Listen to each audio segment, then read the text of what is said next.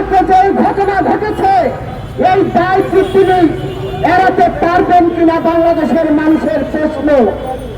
আপনারা দেখবেন অন্তর্বর্তী সরকার ডক্টর ইউনূস সাহেব চুপচাপ থাকেন, কথা বলেন না, কিন্তু তিনি চোরের বলে চুরি করতে, গ্রেফতার বলে সজাগ থাকতে বাংলাদেশের মানুষ এখন প্রশ্ন করতে চায়, তাহলে ডক্টর ইউনূস সাহেবকে এই রাজনীতিবিদদেরকে অপমান অপদস্থ করলে কিনা।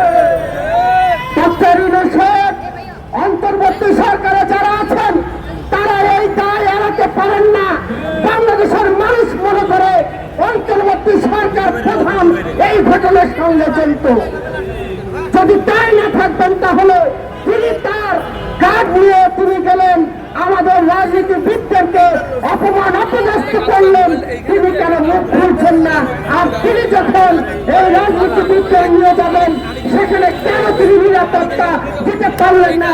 বাংলাদেশের মানুষ তাকে প্রশ্ন করতে চায়। ডক্টর ইউনূস সাহেব যত ষড়যন্ত্র করার চেষ্টা করেন না কেন কাজ হবে না। বাংলাদেশের মানুষ জাতীয়তাবাদকে বিশ্বাস করে, বাংলাদেশের মানুষ ধানের শীতকে ভোট দেওয়ার জন্য উন্মাদ হয়ে আছে। কাজে আপনি যত ষড়যন্ত্র করেন না কেন রাজনীতিবিদদের নিয়ে কোন ষড়যন্ত্র কাজ হবে না। আগামী দিনে এদেশের মানুষ দেশনেত্রী বেগম খালেদা জিয়া এবং দেশনায়ক তারেক রহমানের নেতৃত্বেই থাকবে, কেউ ঠেকাতে পারবে না। আপনাকে একটি কথা স্মরণ করে আমি আমার কথা শেষ করতে চাই। ইউনূস সাহেব আপনাকে বুঝতে হবে গণভবনের কি দশা হয়েছে, এমন কোন কাজ করবেন না যেটা যৌবনত হতে পারে। অন্তর্বর্তী সরকার প্রধান ডক্টর ইউনূস সাহেব তিনি একটি নতুন রোল মডেল সৃষ্টি করতে চেয়েছিলেন, যার কারণে বিএনপির সংগ্রামী মহাসচিব মির্জা ফখরুল ইসলাম আলমগীর সহ বিভিন্ন দলের নেতৃবৃন্দকে নিয়ে তিনি জাতিসংঘে সফরে গিয়েছেন।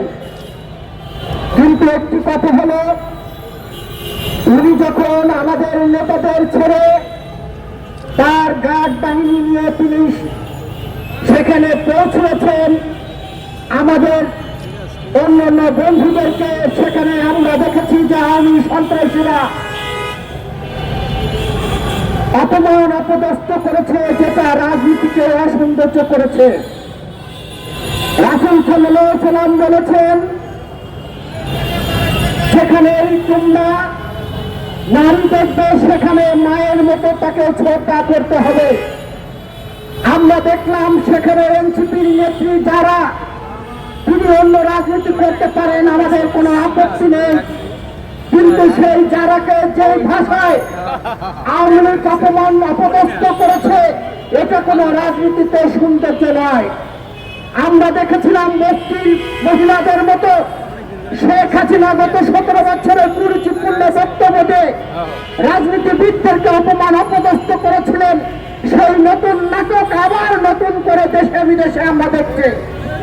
গতকালকে এই পল্টন ময়দানে এই আওয়ামী লীগ সন্ত্রাসীরা 5টি বোমা মেরেছে। বন্ধুরা, দেশে বিদেশে ষড়যন্ত্র থেমে নেই, কিন্তু প্রশ্ন হলো